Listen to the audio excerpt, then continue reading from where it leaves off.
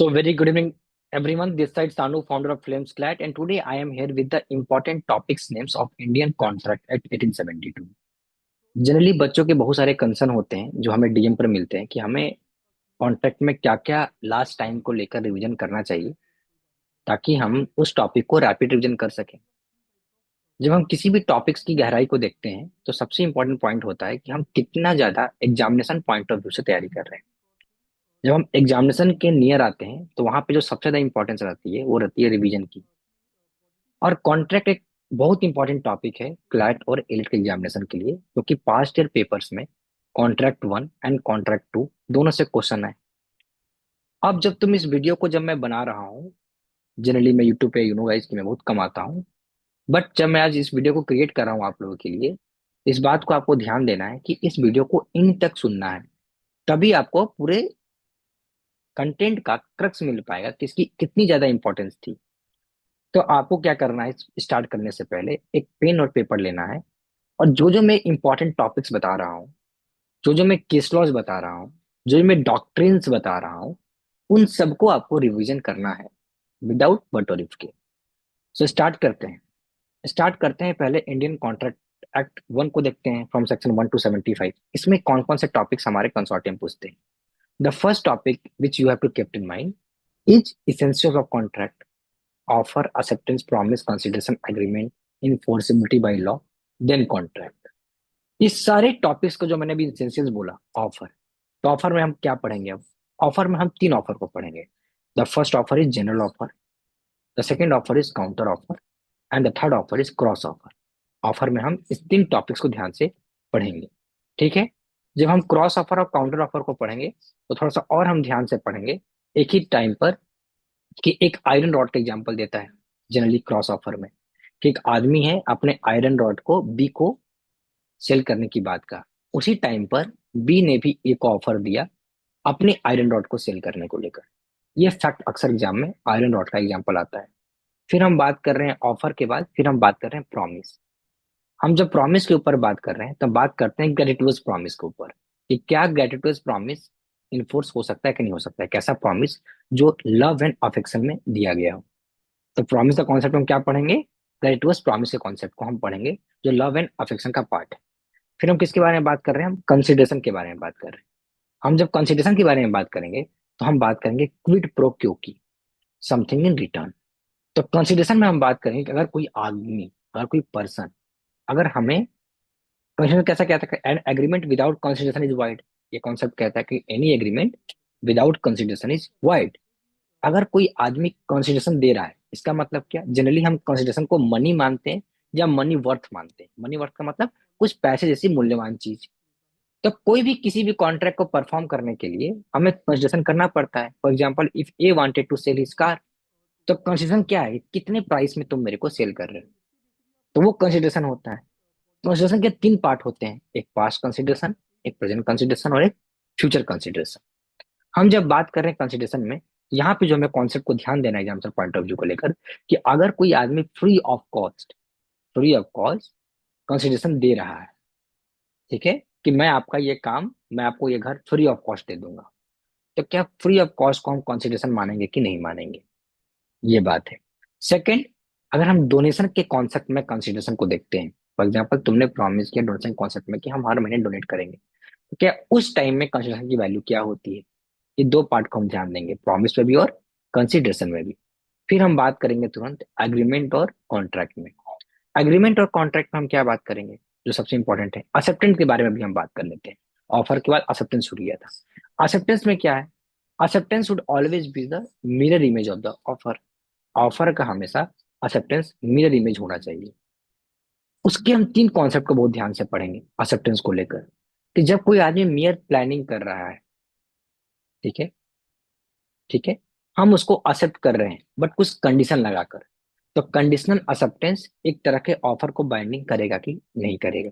पहला कंसर्न हम ये पढ़ेंगे। सेकंड पढ़ेंगे कि acceptance would must be qualified, must be absolute.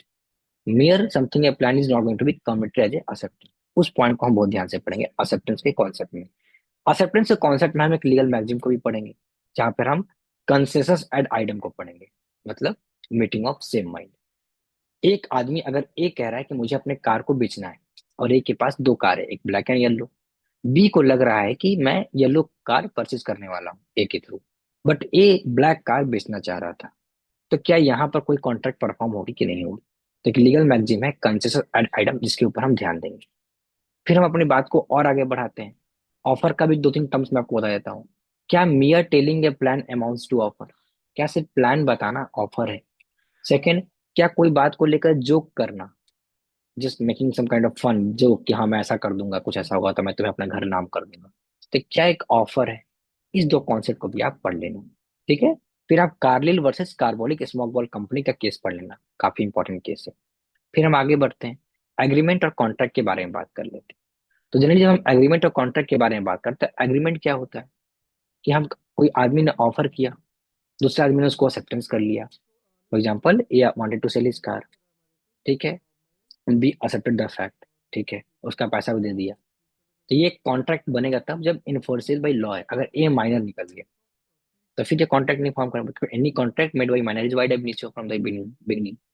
तो एग्रीमेंट का जो कॉन्सेप्ट आता है कि एग्रीमेंट हम किसी भी चीजों का कर सकते हैं, किसी चीजों का कर सकते हैं, but the point is that उस एग्रीमेंट को जब आपको लॉ के थ्रू इन्फोर्स कराना है, तब वो कॉन्ट्रैक्ट बनता है। अब कॉन्ट्रैक्ट के तीन पार्ट आपको बहुत इंपॉर्टेंट है, वैलिड, वाइडेबल, वाइड एब। वाइडेबल और वाइड एमनेस्टी को ध्यान से पढ़ लेना। वाइडेबल एक ऐसा कॉन्ट्रैक्ट है जो वैलिड के जैसा परफॉर्म करता है, इट डिपेंड्स अपॉन इधर ऑफ द पार्टी। और वाइड एमनेस्टी क्या होता है? फ्रॉम द बिगिनिंग हो सकता है। कोई भी कॉन्ट्रैक्ट वाइडेबल या वाइड सर्कमस्टांसेस के बाद भी हो सकता है। फॉर एग्जाम्पल, कोई कॉन्ट्रैक्ट है जिस टाइम पे आप परफॉर्म कर रहे थे वो वैलिड था, बट अचानक से लॉ कुछ अलग बन जाता है जो उस कॉन्ट्रैक्ट की वैलिडिटी को खराब कर देता है, खत्म कर देता है। तो वो कॉन्ट्रैक्ट अब क्या बन जाएगा? वाइड बन जाएगा। But wide amnesty from the beginning ये वाइड था। इस कॉन्सेप्ट को ध्यान देना। यहाँ तक हम तुमको समझ में आ गया कि भाई ऑफर से पांच छह टॉपिक्स हमारे इंपॉर्टेंट हैं। जो सबसे इंपॉर्टेंट टॉपिक है वो है ऑफर, बहुत इंपॉर्टेंट है। ठीक है। इनविटेशन टू ऑफर और ऑफर को भी ध्यान से पढ़ लेना। क्यों? अगर आप इनविटेशन टू ऑफर को आप एक्सेप्ट करते हो तो आप ऑफर में जाते हो, बट आप ऑफर को एक्सेप्ट करते हो तो आप कॉन्ट्रैक्ट में जाते हो। इस दोनों बात को ध्यान रखना। इनविटेशन टू ऑफर को एक्सेप्ट करने के बाद ऑफर में आप जाते हो, बट ऑफर को एक्सेप्ट करने के बाद आप कॉन्ट्रैक्ट में जाते हो। तो इनविटेशन टू ऑफर आपको ऑफर में भेजता है, इस कॉन्सेप्ट को भी ध्यान में रखना। फिर अब थोड़ा सा और आगे बढ़ते हैं, हम पढ़ते हैं कैपेसिटी ऑफ ए कॉन्ट्रैक्ट, मतलब हम मायने के कॉन्सेप्ट को पढ़ते हैं। कॉन्ट्रैक्ट स्टार्ट ही होता है कैपेसिटी ऑफ ए कॉन्ट्रैक्ट से, कि कौन सा पर्सन एलिजिबल है कॉन्ट्रैक्ट में आने के लिए। जब भी हम माइनर की बात करते हैं तो हम एक केस की बात करते हैं, जिस केस का नाम होता है मोहरी बीवी वर्सेस धर्मदास घोष। इस केस के तुम्हें फैक्ट को पढ़ लेने हैं। ये अक्सर जब भी कॉन्ट्रैक्ट माइनर से पूछेगा तो यहीं से आएगा। फिर एक और केस पढ़ना यहीं पर, लालमन शुक्ला वर्सेस गौरी दत्त। इस दो केस को जरूर पढ़ना अगर कॉन्ट्रैक्ट को अच्छे से समझना चाहते हो एग्जामिनेशन पॉइंट ऑफ व्यू से। क्वेश्चन तुम देखोगे पास्ट ईयर इन्हीं दो केसेस से क्वेश्चन बनाए गए थे। मेक श्योर दैट कि तुम माइनर कॉन्सेप्ट को पढ़ लोगे। बट अब माइनर के कॉन्सेप्ट में तुम क्या पढ़ोगे? तो माइनर कॉन्सेप्ट में पढ़ोगे कि माइनर कब परफॉर्म कर सकता है। क्या अगर कोई माइनर कॉन्ट्रैक्ट में आया अपने आप को मिस रिप्रेजेंट करके, फॉर एग्जाम्पल एक माइनर है जिसकी एज 15 ईयर्स है, उसने खुद को मिस रिप्रेजेंट करके 22 ईयर्स बताया, सामने वाले पार्टी को ये बात बाद में पता चली।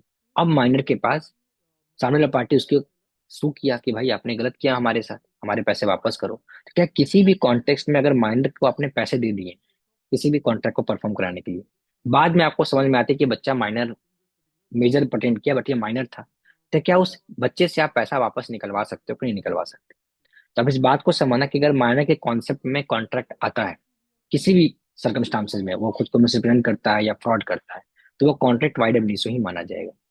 बट कंसर्न है कि क्या फिर हम कंपनसेशन या कभी उस मनी को रिकवर करा सकते हैं कि नहीं करा सकते हैं, जो पैसा हमने माइनर में इन्वेस्ट कर दिया है उस कॉन्ट्रैक्ट को परफॉर्म कराने के लिए।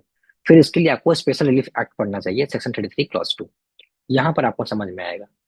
यहीं पर माइनर के कॉन्सेप्ट में दो बात और आपको ध्यान देना है, कि माइनर के कॉन्सेप्ट में डॉक्ट्रिन ऑफ स्टॉपल को पढ़ना है और डॉक्ट्रिन ऑफ रेस्टिट्यूशन को पढ़ना है, कि ये दोनों कॉन्ट्रैक्ट माइनर के कॉन्सेप्ट में क्यों नहीं काम आते हैं, क्यों नहीं डॉक्ट्रिन ऑफ स्टॉपल काम आता है और डॉक्ट्रिन ऑफ रेस्टिट्यूशन क्यों नहीं काम आता है। इस दोनों डॉक्ट्रिन को आप पढ़ लेना यहीं पर माइनर के साथ साथ। अब हम आगे बात करते हैं कॉन्ट्रैक्ट के सेक्शन 16, 17, 18, 19 एंड 20। मतलब हम बात करने वाले हैं under influence, fraud, misrepresentation, mistake. Start करते हैं हम फ्रॉड से। तो फ्रॉड के बारे में कॉन्सेप्ट आएगा कि whether mere silence amounts to fraud और नॉट, क्या साइलेंस एक फ्रॉड है कि नहीं। इसके बाद इसके एक्सेप्शंस आएंगे। दो एक्सेप्शन है कहाँ पे साइलेंस फ्रॉड नहीं होता है, और generally mere silence does not amount to fraud. But दो जगह है जहाँ पे साइलेंस अमाउंट टू फ्रॉड हो जाता है। पहला, जहां पे आपकी साइलेंस एक इक्विवेलेंट टू स्पीच है, जहां पे आपकी चुप्पी एक इक्विवेलेंट टू स्पीच है, तो वो फ्रॉड हो गया। दूसरा, आपने डिस्क्लोज नहीं किया। आपने क्या नहीं डिस्क्लोज किया? कुछ dangerous nature of the object, उस ऑब्जेक्ट में कुछ डेंजरस चीजें थी, आपने उसको डिस्क्लोज नहीं किया। यहीं पर साइलेंस का कॉन्सेप्ट एक्सेप्टेंस में भी आता है कि whether mere silence amounts to acceptance. यहाँ पे कॉन्सेप्ट में थोड़ा सा एक्सेप्टेंस फर्क आ जाता है। अब एक्सेप्टेंस के कंडीशन में तुम साइलेंस को समझो। अगर कोई आदमी ने आपसे कहा, ए ने बी से कहा कि मैं तुम्हें अपना घर बेचना चाहता हूँ, अगर तुम मुझे 7 डेज में ना नहीं बोलोगे, इफ यू नॉट से नो, तो मैं तुम्हें समझूंगा कि तुम मेरे घर को खरीदना चाहते हो। 7 दिन तक बी कुछ नहीं बोलता है। 8वें दिन ए कहता है कि मेरे को पैसे दो, तुम तो मेरा घर नाउ बी कहता है कि भाई मैंने तो हाँ बोला ही नहीं था। तो ए कहता है कि भाई मैंने कहा था कि तुम साइलेंस रह जाओगे 7 दिन तक, तो वो यस बन जाएगा। तो क्या यहाँ पे बी लाइबल है पैसे देने के लिए? The answer is no. क्यों नो? क्योंकि ए ने खुद से ही कंडीशन रखा था कि अगर तुम जवाब नहीं दोगे तो मैं मानूंगा कि ये यस है। जब आप कंडीशनल ऑफर खुद से ही भेजते हो और सामने वाला उसको रेसिप्रोकेट नहीं करता है, तो बाइंडिंग नेचर का कॉन्ट्रैक्ट में नहीं आता। जब साइलेंस एक्सेप्टेंस के तौर पे आए, तो आप ध्यान देना कि वहां पे कॉन्सेप्ट थोड़ा सा ट्रिकी हो जाता है, फंसना मत। अगर ए ने बी से कहा कि अगर तुम 7 दिन तक मेरे को पैसा नहीं दोगे या तुम 7 दिन तक मना नहीं करोगी, तो मैं समझूंगा तुम मेरा कार खरीदना चाहते हो। बी 7 दिन तक नहीं कुछ बोलता है, ना नहीं बोलता है। ए कह रहा है लो मेरा कार खरीदो, बी कह रहा है मैं नहीं खरीदूंगा। ए कह रहा है कि मेरे को तो पैसा दो, तुमने ब्रिज किया कॉन्ट्रैक्ट को। The answer is no, there will be no abridgement. क्यों? क्योंकि एक कंडीशनल ऑफर ए की तरफ से दी गई थी, डी ने कुछ इसके बारे में नहीं बोला था। क्लियर हो गया फ्रॉड का कॉन्सेप्ट कहाँ से आया? अब बात करते हैं हम अनड्यू इन्फ्लुएंस। अनड्यू इन्फ्लुएंस के कॉन्सेप्ट हम क्या बात करते हैं? बेसिकली अनड्यू इन्फ्लुएंस में क्या होता है कि वन पार्टी दूसरे पार्टी के विल को डोमिनेट करता है, और विल को डोमिनेट करके उससे एडवांटेज लेता है, जो कि अनलॉफुल एडवांटेज होता है जनरली। ठीक है। अनडू इन्फ्लुएंस में क्या होता है कि basically one party dominate the will of other, और उस विल को डोमिनेट करके उसका फायदा उठाता है, अनलॉफुल एडवांटेज लेता है। ठीक है। अब कौन से आदमी है जो भाई एक आदमी दूसरे आदमी के विल को डोमिनेट कर सकता है? क्या कोई आदमी किसी स्ट्रेंजर का विल डोमिनेट कर सकता है? The answer is no. तो जो पर्सन एक फिड्यूसरी रिलेशनशिप में, जो फिड्यूसरी रिलेशनशिप में है, वही आदमी डोमिनेट कर सकता है विल के अनदर। जब अनड्यू इन्फ्लुएंस का कॉन्सेप्ट आए, तो फिड्यूसरी रिलेशनशिप को ध्यान से समझना। अब मैं कुछ एग्जांपल देता हूँ फिड्यूसरी रिलेशनशिप का। For example lawyer and client, पॉलिस्टर एंड क्लाइंट। एक लॉयर अपने क्लाइंट को डोमिनेट कर सकता है। Second, doctor and patient, religious guru and चेलाज। These are the example of undue influence जहाँ पे कॉमन होता है। बट यहाँ पे दो इंपॉर्टेंट पॉइंट है अनडू इन्फ्लुएंस के, को ध्यान देना चाहिए। जहां पर लॉ प्रिज्यूम करता है कि यहाँ पर अनडू इन्फ्लुएंस नहीं हुई होगी, वो दो पॉइंट कौन है? The first point is husband and wife. Husband and wife के कॉन्सेप्ट में जनरली लॉ प्रिज्यूम करता है कि यहाँ पर अनडू इन्फ्लुएंस नहीं हुई। दूसरा पॉइंट कहता है सेम अनडू में, क्रेडिटर एंड डेप्टर, कि अगर कोई आप किसी को कर्ज ले रहे हो, अगर कर्ज देने वाला है ना क्रेडिटर है, अगर वो इंटरेस्ट ज्यादा ले रहा है, तो वो अनडू इन्फ्लुएंस नहीं कर रहा है। थर्ड, लैंडलॉर्ड एंड टीनेंट, मकान मालिक और किराएदार। अगर मकान मालिक रेंट को बढ़ा रहा है, इसका मतलब ये नहीं कि वो अंडर इन्फ्लुएंस कर रहा है। लॉ जनरली ऐसा प्रिज्यूम करके चलता है कि इन तीनों केसेस में अंडर इन्फ्लुएंस नहीं होगी। अब हम आगे बात करते हैं। अब हम कॉन्सेप्ट बात करते हैं कोवर्सन। कोवर्सन को यूके इंग्लिश लॉ में ड्यूरेस भी कहते हैं, DURESS, है ना। कोवर्सन को इंग्लिश लॉ में ड्यूरेस भी कहते हैं। इसमें क्या होता है? यहाँ पर आप एक आदमी को फियर देते हो, फिजिकल फियर, और अंडर इन्फ्लुएंस में क्या देते हो? Mental fear, moral fear. और क्या करते हो कोवर्सन में? आप देते हो फिजिकल फियर। फिजिकल फिर कर डरवाते हो, आपके ऊपर सर का पिस्तौल रख दिया, गन रख दिया सर पर, बंदूक रख दिया, और कहते हैं कि अपनी प्रॉपर्टी मेरे को डिलीवर करो। तो कोर्सन में बेसिकली कहता है एक फोर्स लगाते हैं। क्या लगाते हैं? एक फोर्स लगाते हैं, और सामने वाले को डरवाते हैं कि अगर तुम ऐसा नहीं करोगे तो हम तुम्हें मार देंगे, जिसकी वजह से वो आदमी कॉन्ट्रैक्ट में आने लगता है। जब आप किसी के ऊपर फोर्स लगाते हो, डरवाते हो, फियर ऑफ इंजरी कराते हो, उस कॉन्टेक्स्ट में हम कोर्सन में आते हैं। तो कोर्सन किसके लिए आता है? कि आप सामने वाले को कॉन्ट्रैक्ट में लेकर आ जाओ बाई डिसिटफुल मीन, बाई डिसिटफुल मीन। तो इस कॉन्टेक्स्ट को तुम पढ़ लेना कि भाई कोर्सन के कॉन्सेप्ट में किस तरह से चीजें होती है। अब कंसर्न ये है कि क्या कोई आदमी अगर कह रहा है कि मैं सुसाइड कर लूंगा अगर आप मेरी ये बात नहीं मानोगे, तो क्या अटेम्प्ट टू कोई आदमी थ्रेट दे रहा है कि वो आदमी सुसाइड कर लेगा, तो whether this will amount to coercion और नॉट? ये क्वेश्चन तुम्हारे एग्जामिनेशन का है कि आप थ्रेट दे रहे हो कि attempt of suicide will amount to coercion और नॉट। इस क्वेश्चन को आप ध्यान से देखना कोर्सन में। अब हम बात करते हैं मिस्टेक। अब मिस्टेक का कॉन्सेप्ट थोड़ा सा बड़ा हो जाता है कॉन्ट्रैक्ट में। क्यों? क्योंकि मिस्टेक दो तरह के होते हैं। एक होता है मिस्टेक ऑफ फैक्ट, और एक होता है mistake of law. Generally mistake of law excusable नहीं होता है, आप मिस्टेक ऑफ लॉ को एक्सक्यूज में नहीं ले सकते, but mistake of fact excusable होता है। अब मिस्टेक ऑफ फैक्ट दो तरह के होते हैं, एक होता है बायलेटरल मिस्टेक, एक होता है यूनिलैटरल मिस्टेक। बायलेटरल मिस्टेक चलता है प्रिंसिपल पर, कंसेंसस एड आइडम के प्रिंसिपल पर चलता है। किसके प्रिंसिपल चलता है? कंसेंसस एड आइडम के प्रिंसिपल पर चलता है। यूनिलैटरल मिस्टेक क्या होता है? जनरली ये वाइड नहीं होता है, ध्यान देना, यूनिलैटरल मिस्टेक जनरली वाइड नहीं होता है, अनटिल अनलेस अगर सामने वाले ने गलती कुछ ज्यादा की हो।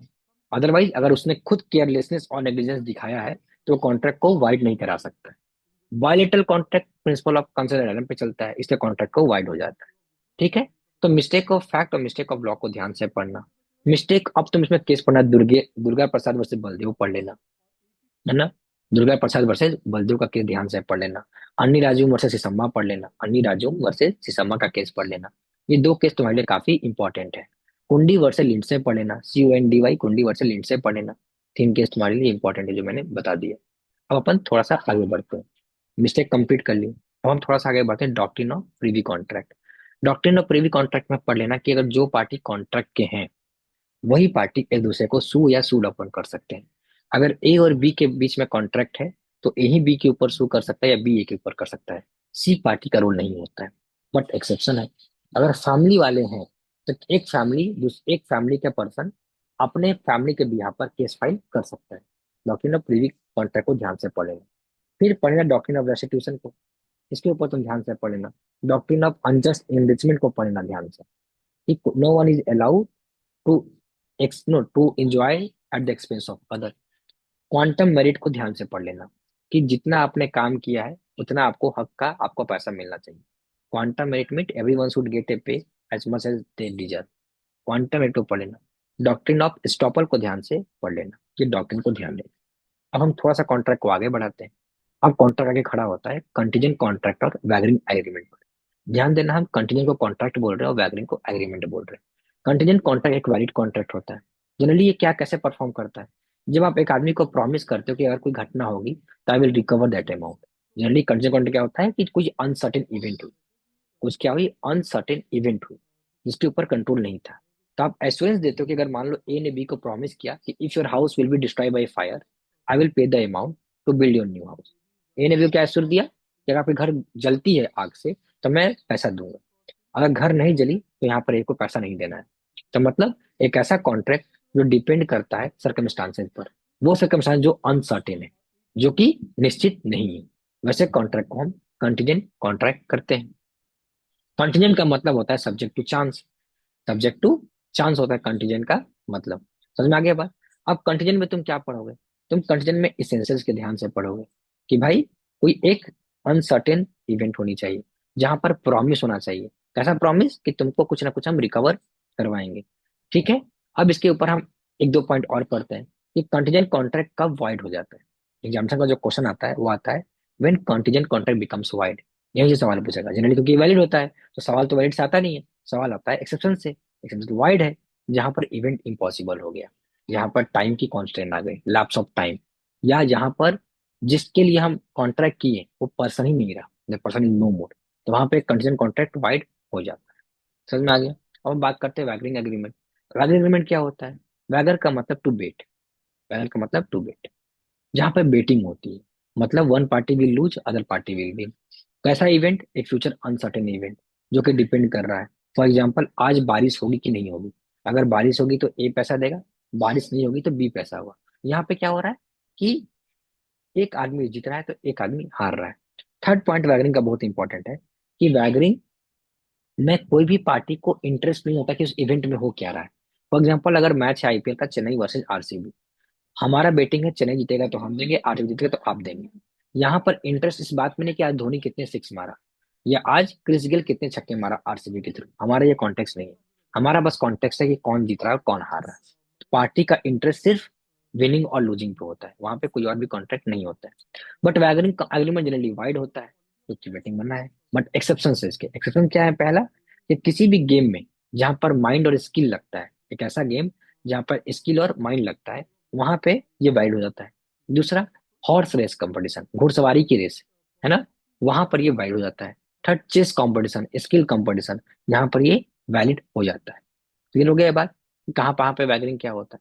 यहाँ पर हम जाकर कॉन्ट्रैक्ट वन को कंप्लीट करते हैं। अब हम कॉन्ट्रैक्ट टू के कुछ टॉपिक्स के ऊपर बात करते हैं। हम सबसे पहले बात करते हैं contract of indemnity. Contract of indemnity, indemnifier और इंडेमनिटी होल्डर, यहाँ पे हम बात करते हैं। इंडेमनिटी क्या होता है, एक कंटीजेंट कॉन्ट्रैक्ट का जैसा ही होता है। एक कॉन्टीजेंट कॉन्ट्रैक्ट का होता है, एलआईसी टाइप का तुम कॉन्ट्रैक्ट मान लो, कॉन्ट्रैक्ट ऑफ इंडेमनी होते हैं, इंडेमनिटी होती है। ठीक है, जहाँ पे एक पार्टी प्रॉमिस करता है दूसरे पार्टी को कि अगर कुछ ऐसा होगा तो I will assure you to compensate for the same. Second जो कॉन्ट्रैक्ट में तुमको ध्यान से पढ़ना है वो पढ़ना है कॉन्ट्रैक्ट ऑफ बेलमेंट। यहाँ पर एक बेलर होता है, एक बेली होता है। कॉन्ट्रैक्ट ऑफ बेलमेंट किस पे चलता है कि एक पार्टी दूसरे पार्टी को गुड्स देता है, ट्रांसफर ऑफ पोजीशन होता है for a certain amount of time, for a temporary amount of time, temporary time के लिए। फिर उस आदमी को डिलीवरी ऑफ गुड्स के बाद जब वो टाइम खत्म हो जाता है तो उस आदमी को गुड्स को लौटाना होता है। फॉर एग्जाम्पल ए ने बी को अपने कार की चाबी दी कि आप इसको 3 महीने के लिए रखो, मैं सिंगापुर घूम कर आता हूँ। ठीक है, और उसके लिए कुछ पैसे दे रहे हैं और नहीं बहुत पैसे, किसी बेलमेंट पैसा का भी हो सकता है, विदाउट पैसा भी हो सकता है, डजंट मेक एनी सेंस। ठीक, ये बात ध्यान रखना कि भाई कॉन्ट्रैक्ट ऑफ बेलमेंट में एक बेलर होगा और एक बेली होगा, एक डिलीवरी ऑफ गुड होगी। वो good temporary period of time के लिए होने के लिए, और ट्रांसफर ऑफ पोजीशन हो रहा है, ट्रांसफर ऑफ ऑनरशिप नहीं हो रहा है। दोनों बात में ध्यान रखना है कि ट्रांसफर ऑफ पोजीशन क्या होता है और ट्रांसफर ऑफ ऑनरशिप क्या होता है। ठीक है, ये बात समझ में आ गया। अब हम थोड़ा सा आगे बढ़ते हैं, कॉन्सेप्ट को समझते हैं। बेलमेंट बेलर के बाद इनके ड्यूटी जो राइट्स पढ़ लेना कि बेली का ड्यूटी है भाई किस तरह से, वो तुम्हारा कॉन्सेप्ट होता है बेलमेंट का।